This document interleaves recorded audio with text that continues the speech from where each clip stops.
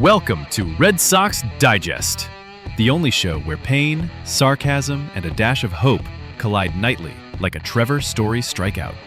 We cover every loss, every meltdown, and yes, even the rare win, with brutally honest takes and zero front office fluff. Subscribe today at RedSoxDigest.com or risk being left out in the cold like a home game in April. And now, here's the crew at Red Sox Digest. Good evening and welcome to another edition of Red Sox Digest. I am your host, Jim Dalfino. I'm alongside with Nick Face. Nick, how you doing this morning? I'm the monkey in the middle. Yeah. And I'm also with Thayer I'd Doyle. rather be a monkey than be a Red Sox fan right now. Exactly. I'm also with Thayer Doyle. Thayer, how are you? I'm well, Jim. How about yourself? Nick, good to see you. Good to see you. I can easily complain because the Red Sox, again, decided to lose 2 out of 3 to the San Francisco Giants. Let me start with you, Nick. What's your assessment of this 3-game series? I know you kind of picked it right, losing 2 out of 3. What are your thoughts? I think we have to look first at our defense, plain and simple. I know Jim and we were chatting a little bit about the game afterwards and during the game a little bit, but second base is a revolving door. We do not have anything stable within our team and lineup that can be an anchor there. I have some theories, but right now you've seen Romy Gonzalez drop ball today, cost them runs. You saw David Hamilton. That was no better the last 2 games. Yes, he did hit. I'll give it to him. Romy also did give you some hit. Did give you a big hit, rather, in this game. But when it comes to the defense on the whole end of this team and just mental miscues and just always feeling like they're always doing something that's going to hurt their team. They're not mentally in it. They're not focused. They make the stupidest mistakes, whether it's oversliding bases, getting picked off bases, not shortening up the bat when it's 2 strikes on the count to actually hit the ball, put the ball in play, forgetting how many outs there are in innings, third base coaches waving players in when they shouldn't be, drop pop-ups. I mean, the list can go on and on and on. But we keep seeing this over and over and over and over again, and there's no change. So the biggest thing for me that stood out today was just another example here of sloppy Red Sox baseball continuing in a theater near you. There, your take. Just the constant inconsistency of this team from the start of the season on. You begin the season with a couple professionals. You've lost a few of them to injuries. You have traded another one away. But like Nick was saying, the plays at second base, that's what happens when you have 4A players. They've created a roster that is basically made up of platoon players, and you're going to have that inconsistent runs. We started the season winning 5, losing 4. Now we're on a nice run, but again, you see that when you have guys that are not in their defensive alignment, and you just don't have major league players at the positions you need them to do. And you get that. You get guys that are trying to press too hard. You're seeing that with Durant, left and right. The play at the plate, sending that runner. The third base coach sent him because he knows what's coming up behind him. You finally have an opportunity to score a run. You have to take that opportunity. And that's what's going on throughout. Offensively, defensively, they're all pressing. They're trying to do too much because they do not have professionals in their lineup that they know they can rely on. Yeah, that's a really good point. I mean, you take a couple things today. Obviously, the Romy Gonzalez play at second base. I mean, anybody's going to tell you that he should have had that. He should have had that ball. It was in his glove, and I totally agree. But the problem is that when you start having a lineup day in and day out of utility guys that are making up the majority of your lineup each and every night and each and every day, this is bound to happen, right? It's bound to have these kind of errors because these guys aren't chemically made up to be starters. As you said there, there's no professional at that position. It's just a revolving circus of different guys that you're going to put out there. And, this is what Cora does all the time. And you take the play with Duran. I mean, you have Nick Eaton out there who's got 0 innings at third base, I think, for the Red Sox this year. Duran has to step up and he has to say, it's my ball. What are you doing out there? I mean, it's just ridiculous. And then they wind up looking like the Three Stooges and the ball drops. And lo and behold, it wound up leading to runs that scored. There's a surprise. And it's part of the reason why they lost this game, because you cannot let opponent teams get free outs. And then the play at the plate with Toro, I mean, look, I get it. You had Robbie Race having a great year. You want to try to steal a run if you can, but I don't know if I would have sent them or not. I don't know. What do you guys think on that, Nick? The ball did carry him in right field pretty awkwardly. I mean, it was pretty right off the wall, right back to who was playing right field for the Giants? Was it Yastrzemski? I think Yastrzemski. And he threw that in pretty quickly. So it could have been one of those reads where we were trying to be over aggressive to get the play in. I do want to make a point on the left field, Jazz, with Duran and Eaton on that play. I'm done with Jarren Duran in left field. I'm done. The experiment is over. This reminds me of Jacoby Ellsbury back in 2000, what was it, 2006, 7, or 8, or whatever, when we had Jay Payton in center field, and then the collision happened, and then Ellsbury was out for the – I'm just done. Duran's position – I don't even know what it is right now. I love Sedane. He had a great series this weekend. Yes, he's the better guy that's there, but this team needs more, in my opinion, Sedane Rafaela at second base if it's not going to be Trevor Story. Now, if Story is your second baseman, which I would personally do, that would be option 1, then that's Marcelo Meyer's position at shortstop. But I don't think this team is going to do that. I don't think they're going to do it.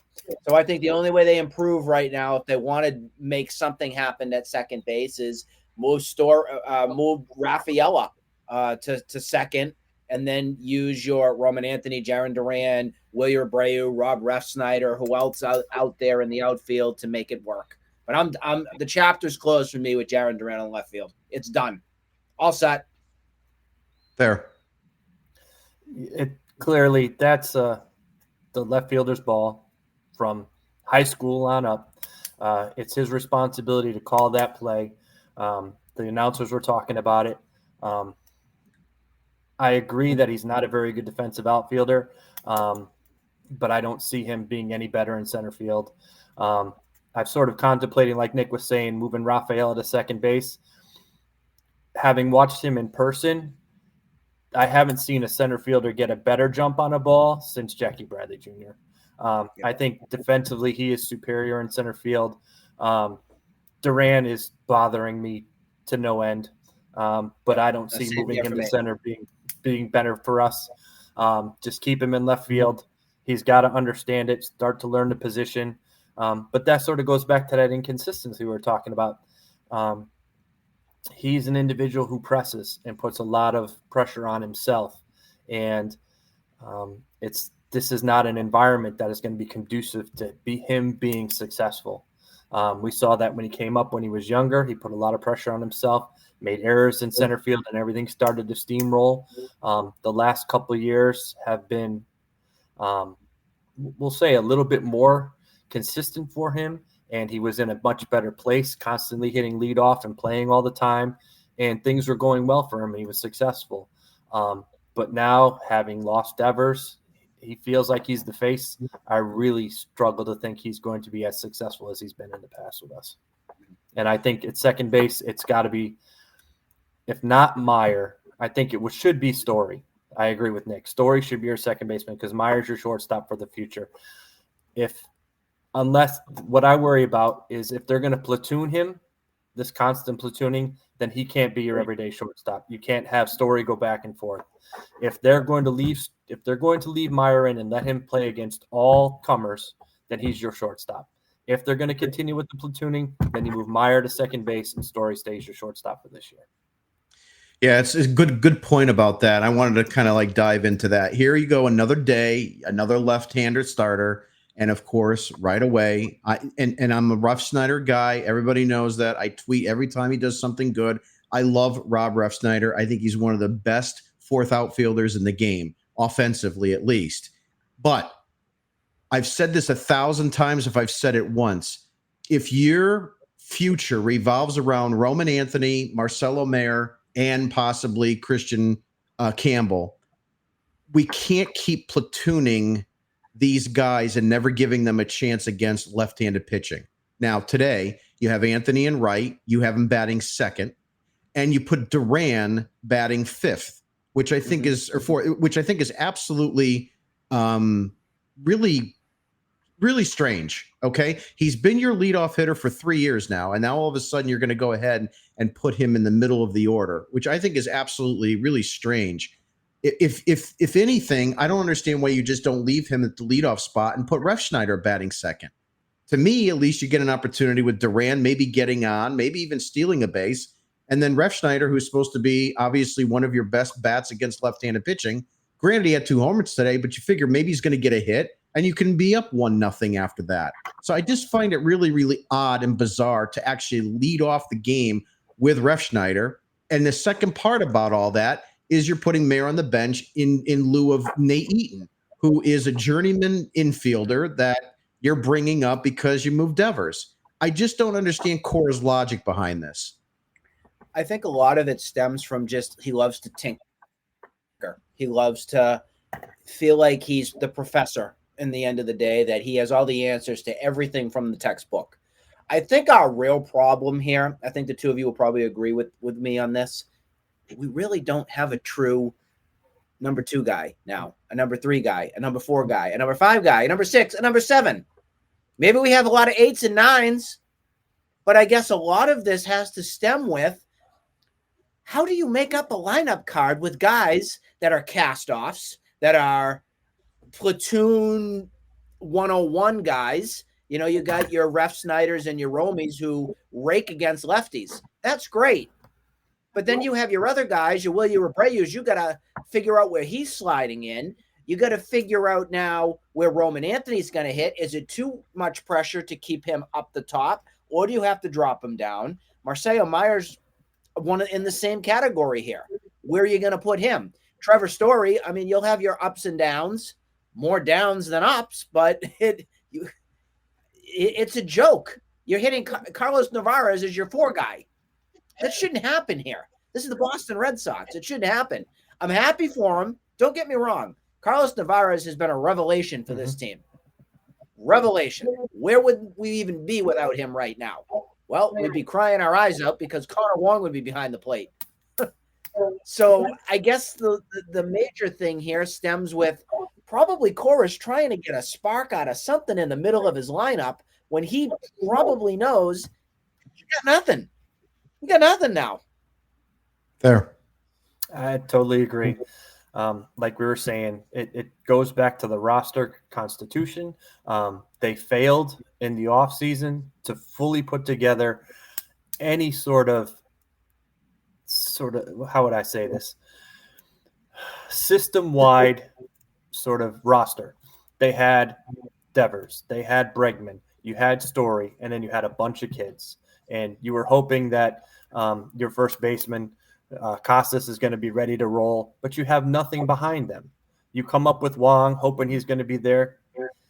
Navarez was a wonderful pickup, but I got news for you. He's a rookie. He hasn't played a lot of baseball. He's going to have a lot of bright future things for us, but he's going to hit the wall. Come the All-Star break and beyond, he's not going to be as successful. It's not. I'm sorry. So they're relying on these guys that are not major leaguers. And Cora, do I agree with all of his moves? No. But at the same time, he's kind of, it goes back to the old wheel of gutless bums with the bullpen that they used to have to do. Now, they're not gutless bums. They're players who are doing bums. I'm not even going to call them bums because they're guys that are being put into situations where they are not going to succeed. Refs like Toro is being great. Romy is great. They are fine, like you say, as your third and fourth guys off the bench, the last guys on your roster. Those are guys you want to see. Those are guys that are going to give everything they have. But when they have to play every day or 4 out of 6 days a week, they are going to get exposed and they are going to break down. And that is exactly what's going to happen and is already starting to happen. And it's not their fault, and it's not Cora's fault. It is the individuals that put this roster together. Yeah. You got a $200 million payroll, and today's lineup included Ref Schneider, who makes nothing, Roman Anthony, who makes nothing, Romy Gonzalez, who makes nothing, Willie Abreu, who makes nothing, Carlos Narvaez, who makes nothing, Jaron Duran, that makes almost nothing, Meyer, that makes nothing, Story's $25 million, Toro makes nothing, Rafaela, $6-8 million, and Nate Eaton, that makes nothing. Where's the $200 million? You know, and I get it. Okay, the Bregman thing and so forth, he's hurt, but boy, oh boy, again, you're trotting out a lineup like that, and it scores 5 runs, and you can't expect to win 85 to 90 games if you're going to do this each and every night. Exactly. We have some good communication with some people that have been, I don't know if you've noticed on the side here, but they've been chiming in on some positional depth. I just want to do, I think it's Wano, who said that second base spot is too hard to fill since Dustin Pedroia. Yes, I couldn't agree more on that. The only other true professional that the Red Sox had at one point was 2018 when Ann Kinsler came here, and that was just a failure. It was Brock Holt ended up becoming that guy at second base. And then there's some other guys that are there's some more comments saying, you have Alex Bregman at third, Marcelo Meyer at short, Trevor Story at second with Rafaela. We're getting that. And then another person up there, Rob, saying that I don't think it's just Cora. It's an organizational decision regarding the lineup. And I agree with that. I think a lot of the calls that are coming in for roster management are coming from Breslow. I'm sure there's some fighting back and forth on, are you serious? Why are we doing this? I think it is coming from up top. The statistician nerds, your analytical guys who care more about launch angle and how much spin the ball is having from their pitcher. That's what this team was built on. And it's a colossal disaster organizationally. And from that standpoint, sorry to interrupt, Jim. When you think about it, that Ref Schneider and Gonzalez are going to dominate against left-handed hitters. That's what pitchers. That's why they're in there. So Cora is going to put them at the top of your lineup because you're not guaranteeing a second time through with the lefty. So you have them in the first inning, and hopefully, you think about the way you set your lineups up. Now, baseball has changed where the 3-hitter used to be your best hitter. Now they put it in the 2 spot because they want them to get the most at bats, period, in the game. So they're looking at it as having Ref Schneider and Romy hitting against that lefty. You're lucky to get them through twice the way the pitchers work now. So you want them at the top of your lineup, which moves Duran back down to the bottom, to the middle of your lineup. So it's all an analytical aspect of what they're thinking of it too. Because if you're putting him 4th or 5th, he may only see the lefty once. And then you're stuck somewhere around the 5th inning having to pinch hit for him with the lefty lineups. The problem with this analytics crap is the fact that I have a really hard time believing it's working. I mean, when you really look back at, obviously, not only just the championship years, they were at least in the top 5, if not the top 3 in spending. Love Red Sox Digest? And stop freeloading and subscribe already. Free subscribers get recaps, rants, and the occasional emotional breakdown, just like Craig Breslow with the trade deadline. Upgrade to a paid subscription and unlock the full archive. Subscriber-only game breakdowns, behind-the-scenes audio rants, exclusive mailbag Q&As, plus live chat and post-game streams where we scream into the void together. And if you're a true sicko, become a founding member and we'll put you on the podcast. That's right, a guest appearance on Red Sox Digest. Hit subscribe. It's cheaper than Fenway beer and way more satisfying. The problem that I'm having with these last 3 years is that they've been hugely analytics-driven, and they have nothing to show for it.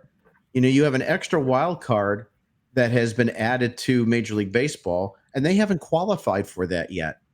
They've been out all 3 years of it. So I just don't know why they think that trotting these guys out on a daily basis is going to be the answer. Again, I keep going back to guys like Mayer. If he's going to be your shortstop of the future, you've got to let him have at-bats against left-handed starting pitching. If you're not going to do that, to Thayer's point, he's nothing more than another guy who's going to be a platoon player. And why is he here then? I understand you got an injury, but let him play. He needs to play every day, every single day. You can't have him come in and just be a defensive replacement or be a pinch runner. Just can't do it. It's ruining the development. And this is what scares me here with these guys. We've been hearing, and Jim and I, we talked about this this week. We've talked ad nauseum about the big three, the big four, the big five since 2022. We've talked about this for a long time.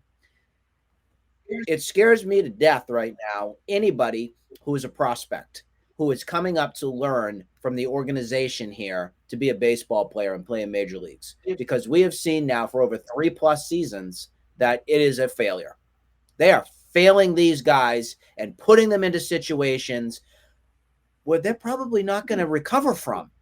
I mean, we're very, very lucky that Jarren Duran, after his disaster of 2022, when he just stood there, where's the ball? Where's the ball?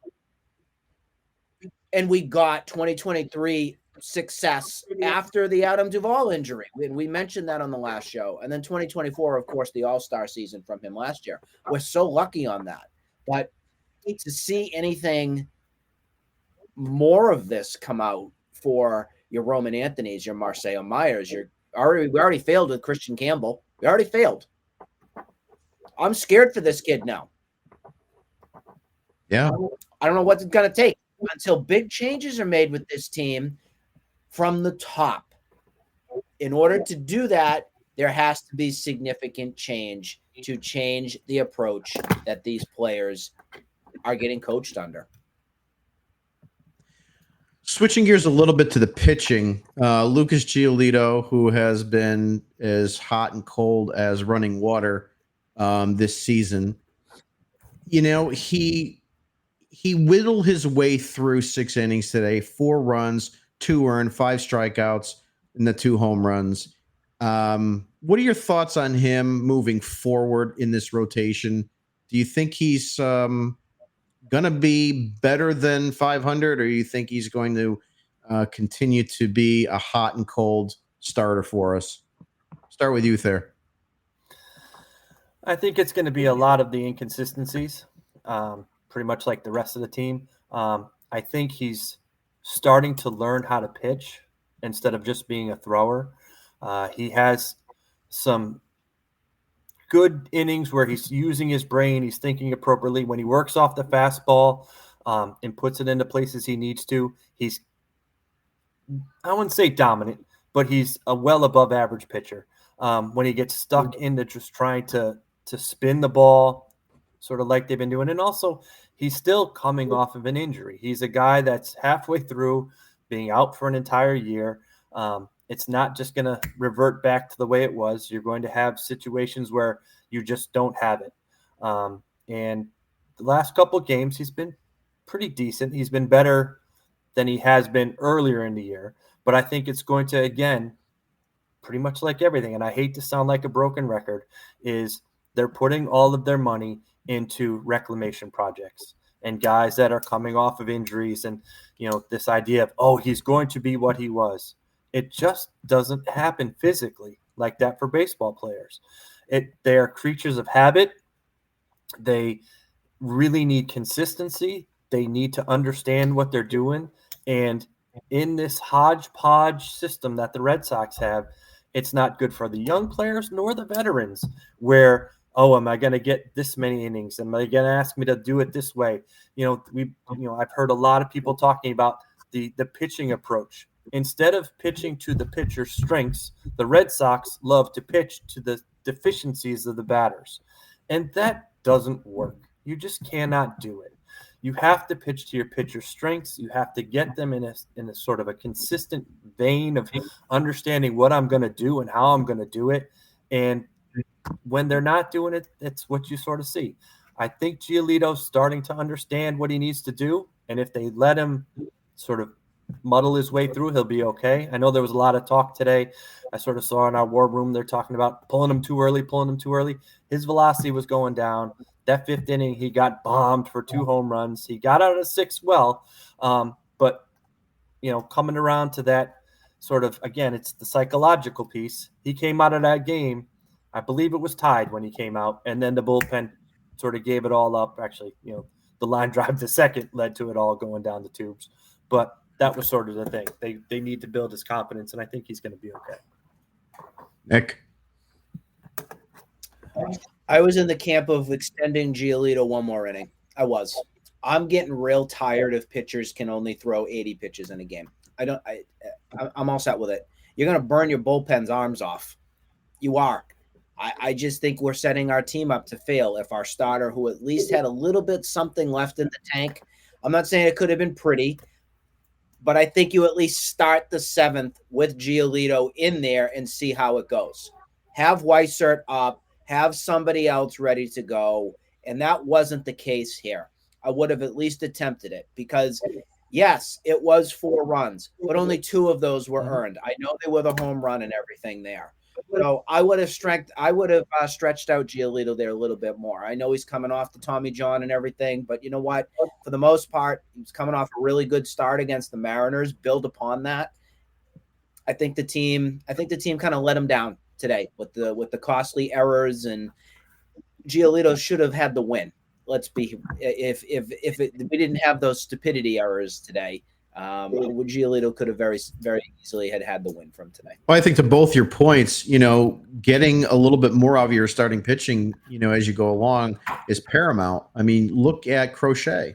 We're getting Crochet up over 100 pitches now an outing. Between 95 and 100 and 102 pitches per outing. So yeah, you have to start extending these guys. The other part of it is the rest of this bullpen.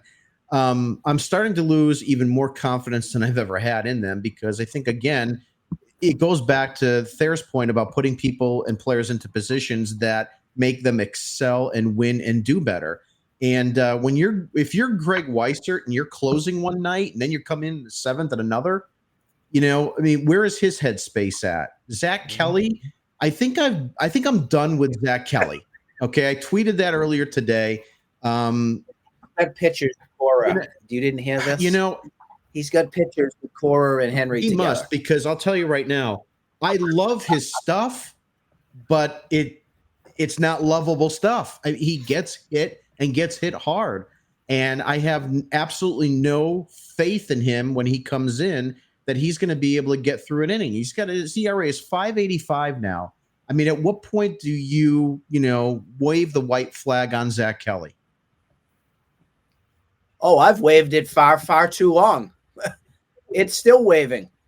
But this, I guess to the point here, what else do we have in Worcester? What else? Brian Mata? Is that a name? Is he still around? Maybe that's somebody that can come up. We just got rid of Penroyd. I think he's still around. Yeah, witness protection program. Yep. We just got rid of Penroy for John Henry's 3rd or 4th or 5th yacht. So those cash considerations just went right down the old pipe. We just don't have anybody. That's what you get. Switching gears again. There's people on Twitter that have said that we have enough starting pitching. Hunter Dobbins, our rookie sensation, has been placed on the IL today with forearm strain tightness, which smells like a potential Tommy John. We'll see how that goes. He's had it already, I think, in college, so we don't necessarily know until we get an MRI report back, or this is a phantom injury just to kind of get him out of there. But Dick Fitz is back. So I'm sorry. Every time that name is just said, I just laugh. The poor guy. Yeah. It's tough when your parents don't like you. So anyway, he's going to be back into the rotation because I wanted to kind of talk a little bit about, before we close out, a little bit of the upcoming series starting tomorrow against the Los Angeles Angels, who own us, at least in 2025. We've got Walker Buehler, and he's going to be against Kochanowicz. I feel so good about that one. Yeah, Jack Kochanowicz, if that's pronounced correctly. 3-8 with a 5.38 and a whip of 1.5. Strangely enough, that's pretty evenly matched. You've got Crochet against Tyler Anderson Anderson's 2-5 with a 4.56 and a whip of 140. And then we're going to finish it off. Was supposed to be Dobbins. I suppose is going to be Fitz in that game against Kikuchi, who is 2-6, but an ERA of 3 and a whip of 1.4. What are your reactions to what are your thoughts how this series is going to go? Thayer, you first. Well, we know that seeing two lefties, we're probably not going to see much of Anthony or Meyer. So you're going to see the right-handed lineup.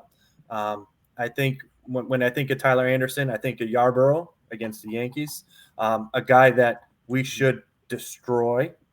However, Yarborough managed to get away with one game where he didn't sort of get hammered. I'd like to think we win that game. I think the offense should be able to do what it needs to do. The Angels are an interesting team. They're kind of like us. They're made up of a bunch of 4A players, and they play hard, but they're inconsistent. They make errors. Kikuchi has been a guy that we've had success against in the past. I'm going to say 2 out of 3. We probably lose to Buehler start. However, the way we've been so inconsistent, Buehler may come out, and this may be his time to throw a gem. And he could come out and stand the Angels on their ears, and we sweep the series. But I think it's going to be 2 out of 3, the Red Sox. Nick. Yeah, I just can't have faith in Walker Buehler right now. I can't. I hope he's watching this because then he can hear us say that the faith is not there. And maybe he'll just go out and shove tomorrow night. Reminding our fans at home, it is a late night game again, around 9:40-ish time. I think the Red Sox lose game 1. That's my thought on that. I think the game 1 will be looking likely like a loss. I think Tuesday, obviously with Crochet, I'm happy with that. I have confidence there. I think we can get the win there. I think it's going to come down to the Wednesday game. And depending upon who shows up with the left-hander with Kikuchi going, I think we'll have to kind of wait and see on it. But I kind of like to go. I kind of like 2 out of 3, like Thayer said. I think we lose the Monday game. The Tuesday game, I'll go with the win, and then Wednesday, I'll go with another win too. Yeah, I'm on the same. Sorry to interrupt real quick, Jim. Rob just said it in the chat. Ron Washington just left the team for medical reasons as well. So there's no telling sort of what state the Angels are going to be in currently. Okay. That's true too. To your guys' point, I'm going to go with the 2 out of 3 victory as well. I can't believe I'm going to say it because I still think there's an option there that the Angels win 2 out of 3. But I have confidence in the Crochet start. And see, that's one of the things that you don't have with this team over the last couple of years is confidence to say who's starting. When it's Pedro starting that night, when it was Chris Sale starting that night, Kurt Schilling, John Lester, when you had those guys starting, you just basically checked the box that you were going to win that game, and you were shocked if you didn't.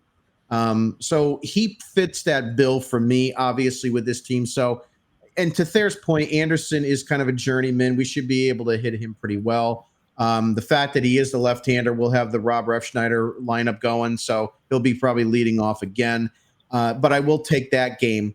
To Nick's point, Buehler, it's obviously like a box of chocolates with him.